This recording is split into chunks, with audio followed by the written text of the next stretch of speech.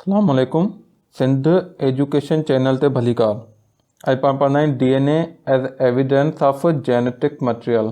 इहा जेका आहे उहा कॾहिं ख़बर पई जेको DNA आहे उहो जेनेटिक मटेरियल आहे, उन जे लाइ कंहिं थ्योरी ॾिनी फर्स्ट टाइम या कंहिं एक्सपेरिमेंट कया, उन जे थ्रू जेको आहे न उहो प्रूव कयो। अर्ली 1900 में इहो बहस जेको आहे न उहो हलंदो रहो। जेनेटिक मटेरियल केरु आहे, कहिड़ी शइ आहे जेका पेरेंट मां ऑफ स्प्रिंग में ट्रांसफ़र थिए थी ऐं जेका कंहिं बि ऑर्गेनिज़म में उन में जेके कैरेक्टरिस्टिक हूंदा आहिनि, जीअं वारनि जो कलर आहे, अखियुनि जो कलर आहे, या जेको आहे न उहो जिस्म जी रंगत आहे, जिस्म जो जेको आहे न उहो कद आहे, नंढो आहे वॾो आहे, या ॿिया जेके मुख़्तलिफ़ कैरेक्टर, नोह जो स्टाइल आहे, चहिरे जो स्टाइल आहे, इहो जेको सभु जेके कैरेक्टरिस्टिक आहिनि उन जे लाइ केरु रिस्पॉन्सिबल आहे। त इन हवाले सां हिकिड़ी थ्योरी जेका आहे न वाल्टर सटन ॾिनी हुई, जंहिंमें हुन चयो क्रोमोज़ोम जेके आहिनि उहे जेनेटिक मटेरियल आहिनि। पोइ उहा इहो चई रद्द कई वई त क्रोमोज़ोम जेके आहिनि जीअं ह्यूमन जे अंदरि सिर्फ़ु 46 आहिनि, पर कैरेक्टरिस्टिक उन खां तमामु घणा आहिनि। उन खां पोइ टे शयूं अंदरि डिस्कशन आयूं, हिकिड़ी DNA, हिकिड़ो प्रोटीन, हिकिड़ो RNA। त इन्हनि मां का शइ जेका आहे न उहा जेनेटिक मटेरियल आहे। त इन हवाले सां अॻियां मुख़्तलिफ़ थ्योरियूं आयूं, मुख़्तलिफ़ एक्सपेरिमेंट थिया। सभ खां पहिरियों जेको इन हवाले सां एक्सपेरिमेंट कयो उहो फ्रेडरिक ग्रिफ्थ कयो। हीउ हिकिड़ो बायोलॉजिस्ट हो ऐं फिज़िशियन बि हो। हिन 1928 में माउस ते जेको आहे न उहो एक्सपेरिमेंट कया। हिन ॿिनि क़िस्मनि जूं स्ट्रेप्टोकोकस नमूनिया जूं स्ट्रेन, ॿिनि टाइप जे स्ट्रेप्टोकोकस नमूनिया जा बैक्टीरिया खया। हिकिड़ा स्मूथ टाइप या एस टाइप, इहे जेके हुआ वायरुलेंट या बीमारी काज़ कंदड़ हुआ। ॿिया जेके रफ टाइप या R टाइप, हीअ जेके आहिनि उहे नॉन वायरुलेंट या बीमारी काज़ कंदड़ कोन हुआ। हाणे इहो हिकु तस्वीर में पाण ॾिसंदासीं। सभ खां पहिरीं हिन छा कयो, जेका R टाइप बैक्टीरिया इन जो कल्चर मतिलबु लिक्विड फॉर्म में, हीअ जेके आहिनि उहे रफ टाइप बैक्टीरिया स्ट्रेप्टोकोकस नमूनिया जा, इहे हिन माउस जे अंदरि इंजेक्ट कया। हीअ नॉन वायरुलेंट आहिनि, हिन का बीमारी पैदा कान कई, तंहिं करे माउस अलाइव रहिया। ॿिए एक्सपेरिमेंट में हिन छा कयो, एस टाइप बैक्टीरिया नमूनिया काज़िंग, हिन इंजेक्ट कया माउस जे अंदरि। हीअ जेके आहिनि उहे वायरुलेंट आहिनि, बीमारी काज़ कंदड़ आहिनि, त हिननि खे बीमारी थी ऐं उन खां पोइ हिननि जी डेथ थी वई। टे एक्सपेरिमेंट में हिन एस टाइप बैक्टीरिया जेके बीमारी काज़ कंदड़ आहिनि, हिननि खे हीट किल कयो, हीट जे थ्रू हिननि खे मारे छॾियईं। उन खां पोइ इंजेक्ट कई, हिन में का बीमारी कान थी। उन खां पोइ हिन छा कयो, जेके ॿ एक्सपेरिमेंट जिन में माउस अलाइव रहिया, हिकिड़ो हीट किल एस टाइप ऐं ॿियो लिविंग R टाइप, हिननि खे पाण में मिक्स कयो। मिक्स करण खां पोइ हिन खे कल्चर लिक्विड फॉर्म में जेको आहे न उहो कल्चर में मिक्स कयो। उन खां पोइ हिन जेको आहे न उहो माउस जे अंदरि इंजेक्ट कयो, त माउस जेको आहे उहो डेड थी वियो।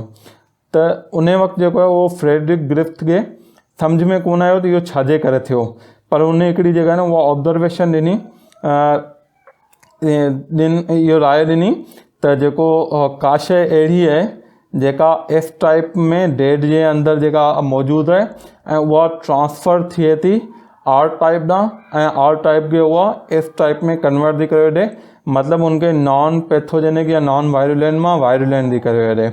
त इहा राय ॾिनी। उन खां पोइ इन ई एक्सपेरिमेंट खे इन खां 16 सालनि खां पोइ, मतिलबु हिन 1928 में फ्रेडरिक ग्रिफ्थ कयो। त टे ॿिया साइंटिस्ट हुआ, एवरी, मैक्लॉइड एंड मैकॉर्टे। हिननि 16 सालनि खां पोइ 1944 में फर्दर जेको आहिनि इन ई एक्सपेरिमेंट खे अॻियां वधायो। उन में हिननि छा कयो, इहो साॻियो जेको S killed S type bacteria जेके हीट किल्ड हुआ, उन्हनि खे खयो ऐं उन्हनि में वरी ॿिया हिकिड़ा एंज़ाइम मुख़्तलिफ़ क़िस्म जा मिक्स कया। उन खां पोइ हिननि जेको आहे न R टाइप लिविंग मिक्स कया। त उहे जेके एस टाइप बैक्टीरिया हुआ, उन्हनि जूं टे ट्यूब्स हुयूं, टे कल्चर हुआ, उनमें टे क़िस्म जा मुख़्तलिफ़ एंज़ाइम, हिकिड़ा DNA, हिकिड़ा RNA, हिकिड़ा प्रोटीएज़। टे अलॻि ट्यूब में, हिकिड़े में DNA विधो, ॿिए में RNA विधो, टे में प्रोटीएज़। DNA छा कंदो, एस टाइप बैक्टीरिया जा जेको बि DNA मौजूदु आहे उन खे डिस्ट्रॉय करे वेंदो। RNA छा कंदो, एस टाइप बैक्टीरिया जो जेको बि RNA या कल्चर जे अंदरि, मीडिया जे अंदरि, उन खे डिस्ट्रॉय करे वेंदो। ऐं प्रोटीएज़ एस टाइप बैक्टीरिया जी जेका बि प्रोटीन आहे उन खे डिस्ट्रॉय करे वेंदो। उन खां पोइ उन खां पोइ हिननि आर टाइप विधो। हाणे पाण जेको आहे न उहो एक्सपेरिमेंट था ॾिसूं त उन में छा थियो आहे। हाणे हीअ जेका आहे न हीट किल्ड एस टाइप आहे, इन जूं 3 ट्यूब, इन में हिकिड़ी में प्रोटीएस विधो। ही प्रोटीएस छा कंदो, जेका बि हिन में प्रोटीन हूंदी इन सेल्स जी हीट किल्ड जी उनखे डिस्ट्रॉय करे वेंदो। ॿी में RNA विधो। RNA छा कंदो, S killed G S type जेको बैक्टीरिया आहे इन जा जेका बि RNA आहिनि उन्हनि खे डिस्ट्रॉय करे वेंदो। 3 में DNA छा कंदो, जेको हीट किल्ड एस टाइप आहे इन जो जेको बि DNA आहे उनखे जेको आहे न उहो ही डिस्ट्रॉय करे वेंदो। उन खां पोइ इन विझण खां पोइ हिननि छा कयो, हिन टिनी ट्यूब में जेके रफ टाइप सेल आहिनि उहे हिन मंझि ट्यूब मंझि विधा, सभिनी ट्यूब मंझि, हिन मंझि बि रफ टाइप विधा, हिन मंझि बि रफ टाइप, हिन मंझि बि। हाणे ही जेको आहे जेकॾहिं जेनेटिक मटीरियल प्रोटीन हूंदो त हिन प्रोटीन डिस्ट्रॉय करे ॾियो। हाणे जेको ही जेके प्रोटीन जे करे जेकॾहिं आर टाइप एस टाइप में कन्वर्ट बि थियो त हाणे कोन थींदो ऐं माउस अलाइव रहंदो।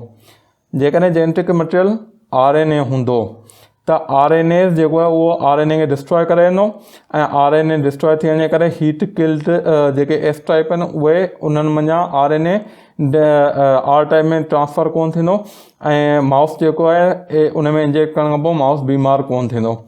3 एक्सपेरिमेंट में DNA ते जेकॾहिं DNA जेनेटिक मटीरियल हूंदो त छा थींदो, जो DNA खे डिस्ट्रॉय करे वेंदो हीट किल्ड एस वारनि खे ऐं DNA जेको आहे उहो हिन मंझां हिन आर टाइप में ट्रांसफ़र कोन थींदो ऐं माउस जेको आहे उहो अलाइव रहंदो जेकॾहिं DNA जेनेटिक मटीरियल आहे। हाणे प्रोटीएस वारी ट्यूब, हिन में ही जो कल्चर जेको माउस जे अंदरि इंजेक्ट कयो, माउस डेड थी वियो छो त प्रोटीन ट्रांसफ़र थियण जे करे जेको आहे न उहो डिज़ीज़ कान पई थी। उन खां पोइ RNA इंजेक्ट कयो तॾहिं माउस जेको आहे उहो डेड थी वियो। उन खां पोइ DNA वारी जेका ट्यूब बि इहा इंजेक्ट कई त माउस अलाइव रहियो। उहो इन करे जेको जेनेटिक मटीरियल आहे उहो DNA आहे। DNA एस टाइप जो जेको हीट किल्ड एस टाइप आहे उन्हनि जो जेको DNA आहे उहो लिविंग आर टाइप में बि ट्रांसफ़र थियो ऐं उन जे करे डिज़ीज़ बेकार थी।